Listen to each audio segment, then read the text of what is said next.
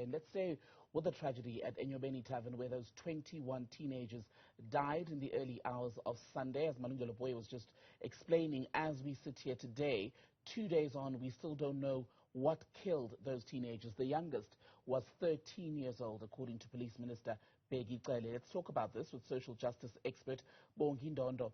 A very good afternoon to you, ma'am, and welcome to the program. So we're still waiting, as I was saying, for official confirmation of cause of death. But how much of this has to do with South Africa's unhealthy relationship with alcohol? Good afternoon, and good afternoon to the listeners. I think at the heart of the problem is our unhealthy relationship with alcohol. I think there's a culture of binge drinking, a culture that glamorizes alcohol, a culture that idolizes people who use alcohol, and in the process we've actually normalized alcohol, and we've made it acceptable for young people to associate any fun with alcohol. So when there's a party, there's got to be alcohol, and alcohol is now part of all our celebrations. I mean, somebody was saying the other day that even when you're celebrating a 1-year-old's birthday, there's got to be alcohol. This is somebody who hardly even knows their name, but we associate fun with alcohol. But before we even talk about the normalization, I want to talk about very practical issues. The issue of availability of alcohol in our communities should be of concern to us.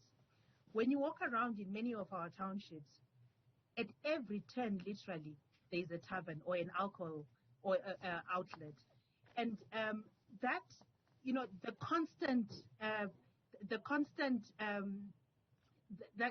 those alcohol being constantly in our face actually promotes a drinking culture and makes it acceptable for alcohol to be used.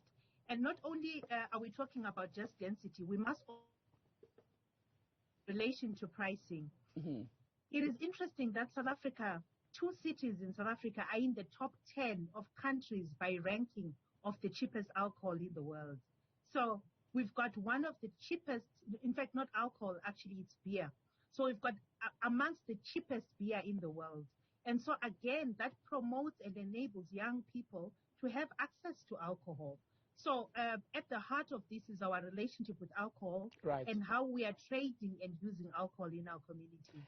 And I mean, as we wait once more for conclusive evidence or results, shall we say, from the forensic teams about what happened in that tavern in the early hours of Sunday.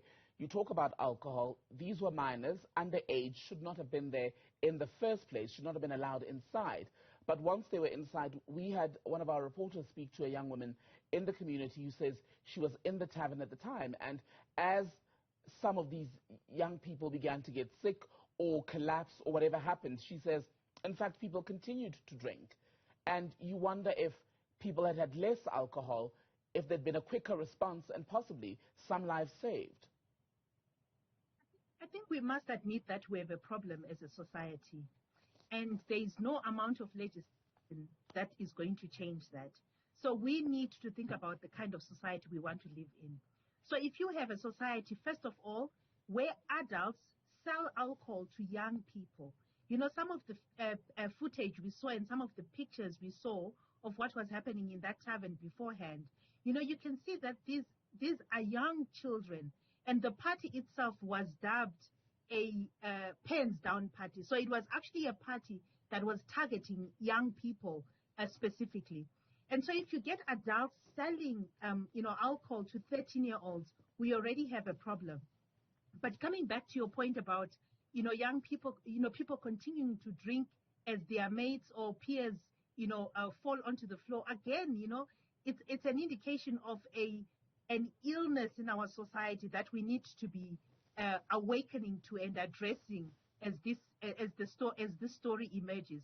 I mean, it's very sad that up until now we don't know what the cause of death was. We're only speculating, but it's very clear that whatever it was, alcohol was at the center of why these young people lost their lives. There's been a lot of offense taken by people in the reactions to comments made by the police minister, basically saying that parents should have, and I'm paraphrasing here, basically kept better watch over their children. So parents are responsible for their children and should be aware of their movements, don't go to sleep until you know where if your child is not in the house, that sort of thing. Some said, well, it's not really a thing where you can blame parents completely for the whereabouts of their teenagers, because teenagers, by their nature, take chances and push the envelope. We've all been there and done it. Who then ultimately should take responsibility? You know, it's an interesting point that you raise.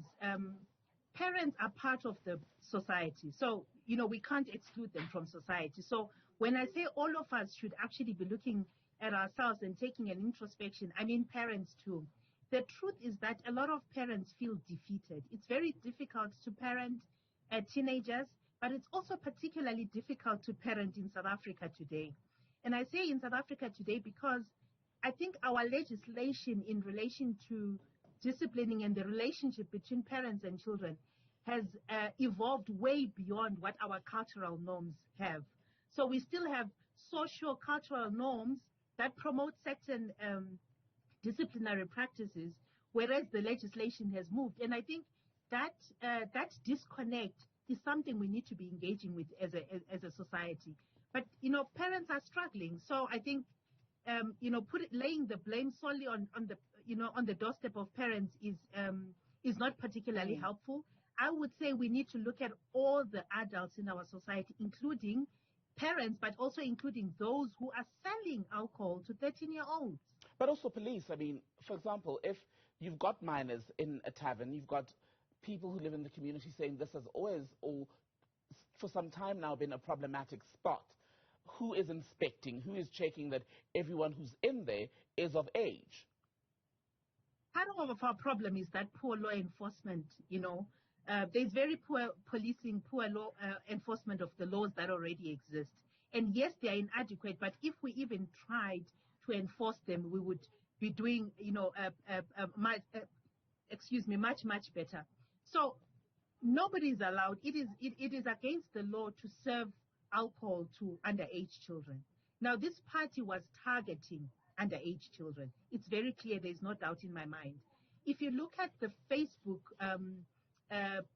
profile or the Facebook page of this particular tavern, and going back, you know, at least a year going back, so it's not just about this incident, you will see that this tavern, this particular tavern, was absolutely frequented by you know, young people, and they were served alcohol because you can see it in the pictures.